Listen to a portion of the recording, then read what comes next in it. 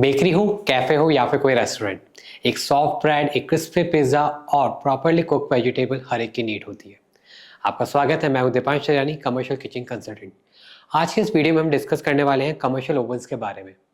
इस वीडियो में हम बात करेंगे वर्किंग प्रिंसिपल्स ऑफ ओवंस के बारे में, टाइप्स ऑफ ओवंस के बारे में, और वीडियो के लास्ट में हम डिस्कस करने वाले हैं कि आपको वुड फायर ओवन लेना चाहिए, गैस ओवन लेना चाहिए या फिर इलेक्ट्रिक ओवन।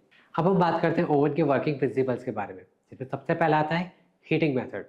यूँ तो ओवन को कुछ इस तरह से डिज़ाइन किया जाता है कि हाई टेम्परेचर पे किसी भी फूड को प्रॉपरली कुक या फिर बेक किया जा सके। किसी भी ओवन को हीट अप करने के लिए मल्टीपल सोर्सेज को काम में लिया जा सकता है, जैसे सबसे पुराना है वुड फायर, किसी भी लकड़ी को जलाकर हीट प्रोड्यूस करना होता है। सेकंड, गैस ओवन, जिसमें किसी भी नेचुरल गैस जैसे एलपीजी को काम में लेकर हम लोग हीट प्रोड्यूस कर सकते हैं। थर्ड, इलेक्ट्रिक ओवन, जिसमें एलिमेंट के थ्रू इलेक्ट्रिसिटी सप्लाई करके हम हीट को प्रोड्यूस कर सकते हैं। सेकंड वर्किंग प्रिंसिपल है radiate heat and convection heat. जब ओवन को इस तरह से डिज़ाइन किया जाए कि फूड पर डायरेक्टली हीट पड़े साइड वॉल और सरफेस के थ्रू, तो उसे रेडिएट हीट कहते हैं। इसी रेडिएट हीट को जब फैन या ब्लोअर के थ्रू डेक में सर्कुलेट किया जाता है तो उसे कन्वेक्शन हीट कहते हैं। थर्ड वर्किंग प्रिंसिपल है cooking surface. Cooking surface final करने से पहले आपको अपना पर्पस बिल्कुल क्लियर होना चाहिए। अगर आपका पर्पस पिज्ज़ा का है तो आपको स्टोन बेस ओवन पे जाना चाहिए, जिसमें सैरेमिक का बेस आ सकता है या फिर फायर ब्रिक का बेस आ सकता है। वहीं अगर आपका पैशन बेकिंग का है तो आपको मेटल सरफेस पे जाना चाहिए, जिसपे आप ट्रेस को इजीली रख सकें। रोस्टिंग बिजनेस है अगर आपका तो आपको रोस्टिटरी ओवन पे जाना चाहिए, जिसमें आप स्क्रूज पे चिकन को इजीली हैंग कर सकते हैं। अगर ग्रिलिंग बिजनेस की बात करें तो आपको स्टेनलेस स्टील की ग्रिल मिल सकती है, जिस पे आप आराम से ग्रिल कर सकते हैं। टाइप्स ऑफ कमर्शियल ओवन, जिसमें सबसे पहला आता है pizza oven. Pizza oven normally size में छोटे होते हैं, रेडिएट हीट पे काम करते हैं, इसका बेस स्टोन बेस होता है और ये इलेक्ट्रिसिटी और गैस के थ्रू चलते हैं। इसके बाद आता है कन्वेक्शन ओवन। जैसा कि हमने पहले ही बताया था, कन्वेक्शन ओवन में हीट जो होती है वो एयर फ्लो के थ्रू सर्कुलेट होती है। ये ज़्यादातर बेकिंग पर्पज़ के लिए या पिज़्ज़ास के लिए काम में आते हैं। थर्ड आता है माइक्रोवेव।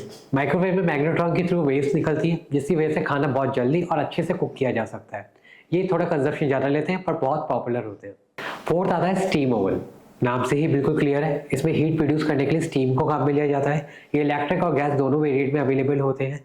इसे ज़्यादातर वेजिटेबल्स या फिर राइस कुक करने के लिए किया जाता है। सबसे इंपॉर्टेंट थिंग, इसमें न्यूट्रिशन हमेशा बरकरार रहते हैं। फिफ्थ नंबर पे आता है कॉम्बी ओवन। नाम से ही क्लियर होता है, ये कॉम्बिनेशन होता है कन्वेक्शन ओवन और स्टीम ओवन का। इसे ज़्यादातर वेजिटेबल्स, राइस, ब्रेड, पेस्ट्रीज के लिए काम में लिया जाता है। सिक्स आता है deck oven. Deck oven normally size में बड़े होते हैं, इसमें स्टोन बेस भी आते हैं, मेटल बेस भी आते हैं। स्टोन बेस ज़्यादातर यूज़ किए जाते हैं पिज्ज़ास के लिए, वहीं मेटल बेस यूज़ किए जाते हैं बेकिंग पर्पज़ के लिए। ये गैस ऑपरेटेड व इलेक्ट्रिक बेस दोनों आते हैं। अब तक हमने फास्ट कुकिंग वाले ओवंस के बारे में बात की है। अब हम बात करने वाले हैं स्लो कुकिंग ओवंस के बारे में, जिसमें सबसे पहला आता है कुक एंड होल्ड ओवन। नाम से ही क्लियर होता है, खाने को पकाने के बाद कुछ देर तक एक फिक्स टेम्परेचर पे खाने को इसमें रखा जा सकता है या होल्ड किया जा सकता है। इसमें ज़्यादातर वो फूड्स आते हैं जो साइज में श्रिंक होते हैं।